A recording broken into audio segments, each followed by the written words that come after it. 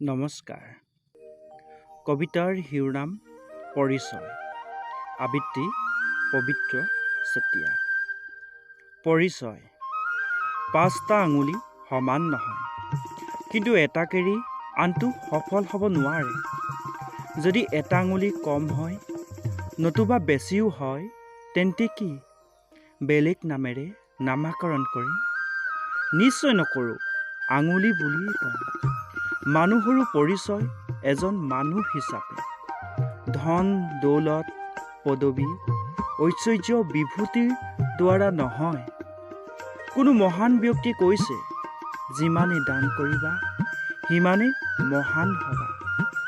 মই ভাবোঁ, কেৱল দান কৰিলে মানুহ মহান নহয়। ঠেক মনৰ মানসিকতা লৈ মানুহ মহান হ'ব নোৱাৰে।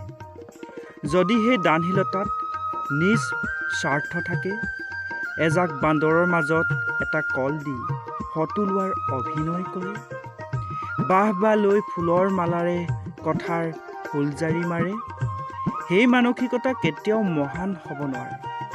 সেই দানশীলতা হ'ব লাগিব নিৰ্ভেজাল আৰু নিখুঁত। সেই মহানতাও হ'ব লাগিব উদাৰ আৰু অন্তৰৰ পৰিশুদ্ধতা। মানুহ আগবাঢ়ি যাব লাগিব প্ৰতিযোগিতাৰ খোজত খোজ মিলাই। প্ৰতিযোগিতা কেৱল এটা যন্ত্ৰৰ দৰে হ'লে নহ'ব, যি আনৰ হাতৰ চাবিত যেনেদৰে মন যায় তেনেদৰে চলি থাকিব।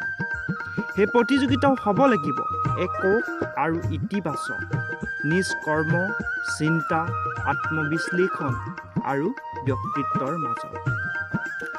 মানুহ উচ্চ নিজ ভাৱধাৰাৰে মন শুদ্ধ কৰিব নোৱাৰে।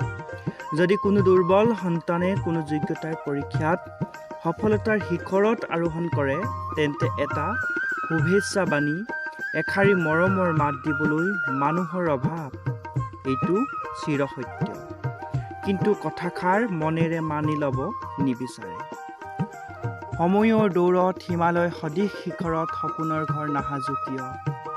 জনপ্ৰিয়তাৰ শিখৰত আৰোহণ কৰোঁ বা নকৰোঁ কিয়? নিজৰ ধৰাতল লাগিব।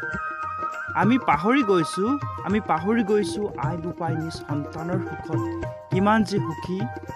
কেতিয়াও দাবী নকৰে নিজ সন্তানক প্ৰতিপালন কৰাৰ বাবদ কিবা এটা লাগে বুলি। আনকি নিজ সন্তানৰ দাবী অভাৱবোৰ পূৰ কৰিবলৈ নিজে নাখাই নিপিন্ধি ফটা চোলাটো চিলাই মাৰি গোটেই বছৰ জোৰাই। আজি সেই সন্তান শিক্ষিত, যিয়ে নিজ পিতৃ মাতৃক বিশ্বাসঘাতক কৰে। ঘূণে ধৰা উচ্চ শিক্ষিত সমাজৰ ৰঙীন পোহৰৰ পৃথিৱীখনত নিজ পিতৃ মাতৃ হৈ পৰে আওপুৰণি, অৱহেলিত।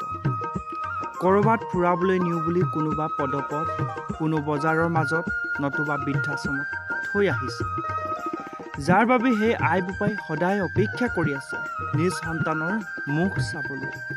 মোৰ সোণ, মোৰ আইজনী আহিব মোক চাবলৈ, মৰম কৰিব, মা দেউতা বুলি আবুঠি ধৰিব, আৰু নিজ হাতেৰে সজা আপোন ঘৰখনলৈ আমাক লৈ যাব।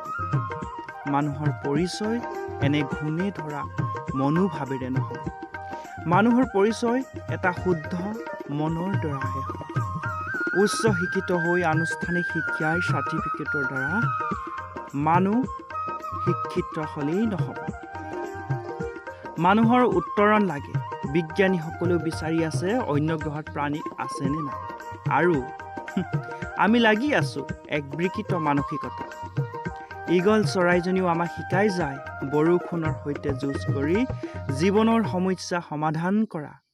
পলায়ন নহয়, পলায়ন মানুহৰ অগ্ৰগামী নহয়, ই ধোঁৱা চাঙৰ এলান ধুৱে। মনৰ মলিনতা যদি আঁতৰাব নোৱাৰোঁ, মানুহৰ পৰিচয় কেতিয়াও এজন মানুহ হিচাপে হ'ব নোৱাৰে। ধন্যবাদ।